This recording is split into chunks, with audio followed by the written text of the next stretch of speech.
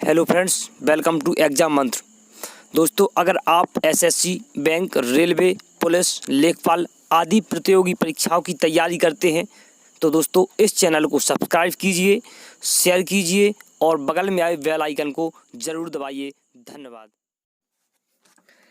Hello दोस्तों, आज है 26 अप्रैल और 26 अप्रैल से करंट अफेयर के जितने भी क्वेश्चन बनेंगे वो हम इस लेक्चर में डिस्कस करेंगे। और दोस्तों उसका जो स्टैटिक जीके वाला पोर्शन होगा वो भी आपको बताया जाएगा। और फ्रेंड्स, आज हमने करंट अफेयर के मटेरियल में कुछ बदलाव किए हैं, तो दोस्तों वीडियो के अंत में कमेंट करके ज़रूर बताएं कि आज का ये बदलाव कैसा लगा, हम इसे ऐसे ही रहने दें या पहले जैसा। तो दोस्तों वीडियो स्टार्ट करने से पहले मैं आपसे एक बार फिर बोलूँगा कि अपने जीवन में एक लक्ष्य निर्धारित करो और एक रणनीति बनाओ। उसके बाद अपने जीवन में जो फैसला कर लो तो कभी पीछे मुड़कर नहीं देखना, क्योंकि पलट कर देखने वाले कभी इतिहास नहीं रचा करते। तो दोस्तों हम शुरू करते हैं आज की करंट अफेयर और हम देखते हैं आज का पहला प्रश्न। तो दोस्तों हमारा आज पहला प्रश्न देखने से पहले हम देखते हैं जो हमने कल आपसे प्रश्न पूछा था। कल आपसे प्रश्न पूछा था कि वर्ल्ड प्रेस फ्रीडम इंडेक्स 2020 में भारत की रैंक क्या है। तो दोस्तों बहुत लोगों ने इसका करेक्ट आंसर दिया, तो कितनी है? D is the correct answer, 142। और बहुत लोगों ने डिटेल में लिखा। मैं आपसे एक बार फिर बोलूंगा कि जितना हो सके आप लिखा करिए, क्योंकि जो चीज़ आप लिख देते हैं फिर वो चीज़ आपको बहुत दिनों तक याद रहती है। तो दोस्तों देखते हैं हम आज का हमारा पहला प्रश्न। हमारा पहला प्रश्न है दोस्तों कि हाल ही में किस संस्थान में कोरोना टेस्ट किट फेलुदा विकसित किया गया है? हाल ही में किस संस्थान में कोरोना किट का नाम क्या है? फेलुदा। क्या है? फेलुदा विकसित किया गया है। तो दोस्तों इसका जो करेक्ट आंसर हो जाएगा वो हो जाएगा ए, CSIR संस्थान में क्या है? कोरोना टेस्ट किट क्या है? फेलुदा विकसित किया गया है।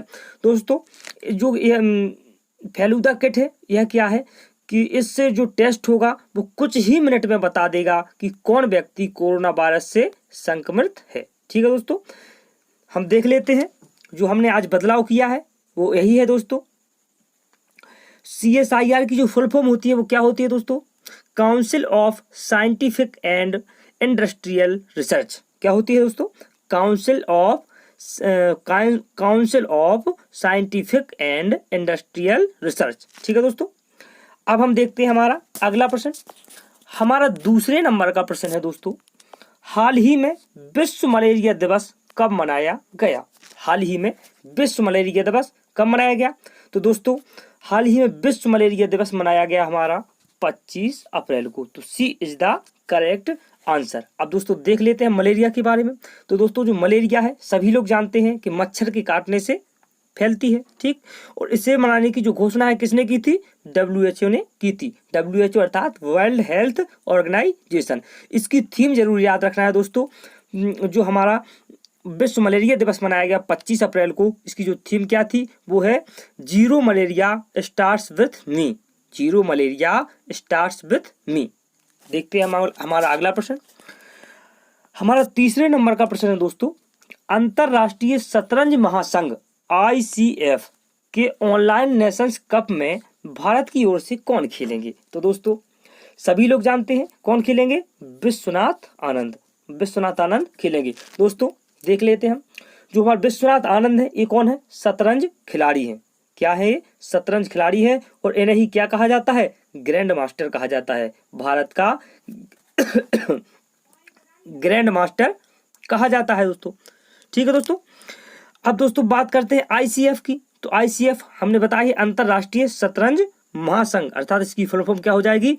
International chess federation. International chess federation. इसकी स्थापना 20 जुलाई 1924 को हुई थी। इसका जो मुख्यालय है वो क्या है? लुसाने, स्विट्जरलैंड में है। ठीक है दोस्तों, हम देखते हैं हमारा चौथा प्रश्न। हमारा चौथा प्रश्न है दोस्तों, नासा के अनुसार किस देश में वायु प्रदूषण 20 साल के निचले स्तर पर पहुंच गया है? तो दोस्तों नासा के अनुसार अभी हाल ही में भारत में वायु प्रदूषण 20 साल के निचले स्तर पर पहुंच गया है। अब बात करते हैं दोस्तों नासा की। तो नासा की जो फुल फॉर्म क्या होती है दोस्तों?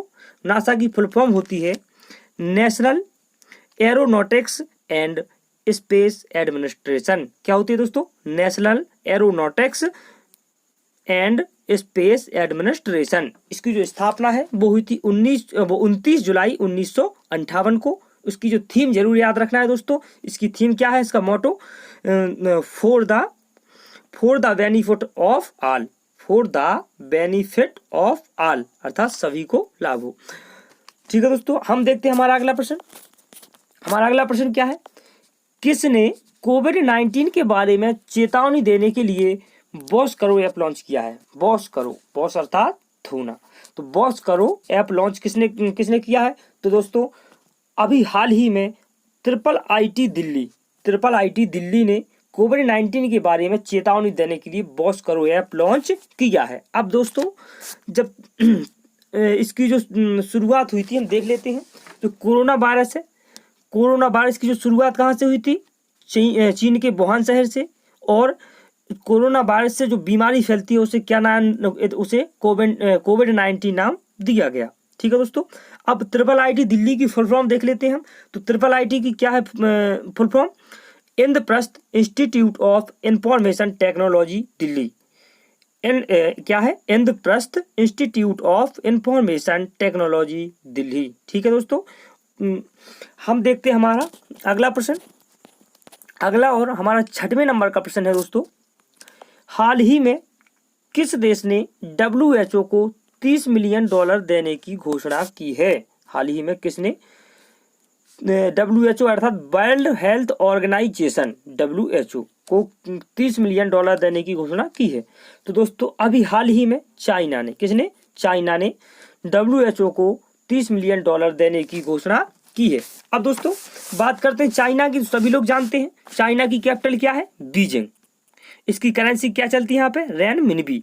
और यहाँ के जो प्रेसिडेंट है वो कौन है? Xi Jinping. ठीक है दोस्तों, हम देखते हैं अगला प्रश्न। हमारा अगला प्रश्न है दोस्तों, हाल ही में किस मंत्रालय ने माई बुक माई फ्रेंड अभियान शुरू किया है? माई बुक माई फ्रेंड अभियान शुरू किया है। तो दोस्तों अभी हाल ही में मानव संसाधन एवं विकास मंत्रालय ने माई फ्रेंड अभियान शुरू किया है। तो दोस्तों जब एक किया मानव संसाधन विकास मंत्रालय ने, तो मानव संसाधन विकास मंत्री कौन है हमारे?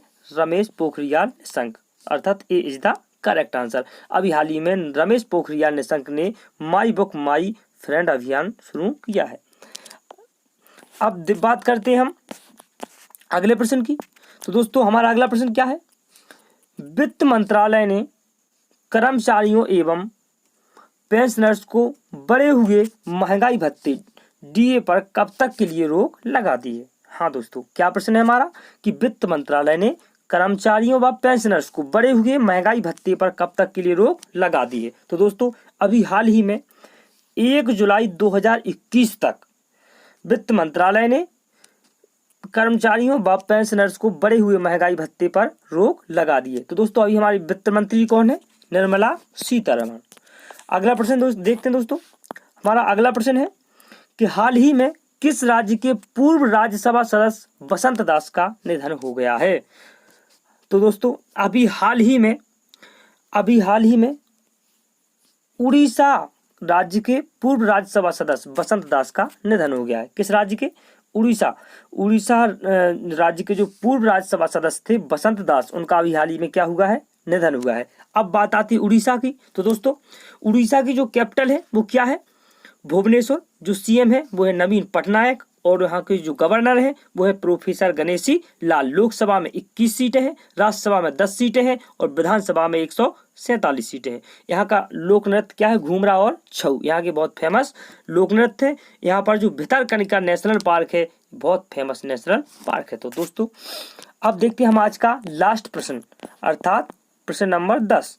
दोस्तों प्रश्न नंबर 10 है कि TCS ने किस देश में पहला पूर्ण डिजिटल बैंक लॉन्च करने की घोषणा की है? TCS ने। अब दोस्तों तो किस देश ने पहला पूर्ण डिजिटल बैंक लॉन्च करने की घोषणा की है? तो दोस्तों इजराइल ने। किसने? इजराइल ने। सी इज द करेक्ट आंसर। अभी हाल ही में इजराइल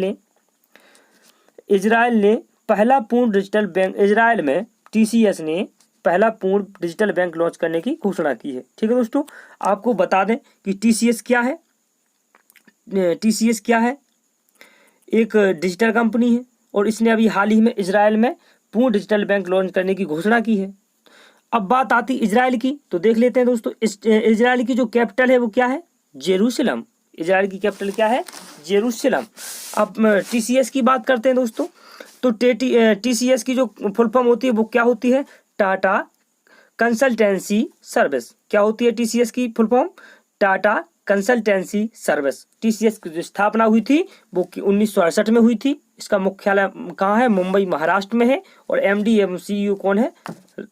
राजेश गोपीनाथन। ठीक है दोस्तों, तो ये थी आज की हमारी करंट अफेयर।